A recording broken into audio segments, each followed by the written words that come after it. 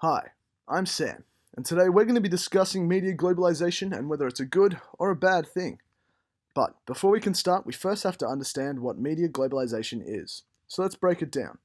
Media is the main means of mass communication, such as broadcasting, publishing, and the internet. What you're watching right now is media. Globalization is the process by which the world is becoming increasingly interconnected as a result of massively increased trade and cultural exchange. So, media globalization is the production, distribution, and consumption of media products on a global scale, facilitating the exchange and diffusion of ideas across cultures and social norms. Media globalization has brought a plethora of opportunities to media users across the world. For example, streaming services like Netflix and Stan have completely changed how media is distributed and consumed. Because of these services, companies can distribute their products online, globally, at the exact same time everywhere. So big business releases like the third season of Stranger Things can touch down everywhere at the exact same time. This not only helps the massive spike in media usage and consumption on that release day, but it also pleases the fans and community of the show to make sure that they can binge the show on release and avoid as many spoilers as possible.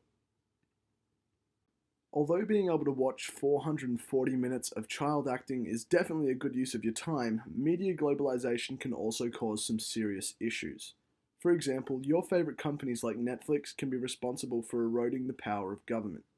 The Netflix original 13 Reasons Why caused uproar in Australia because of its graphic depiction of suicide.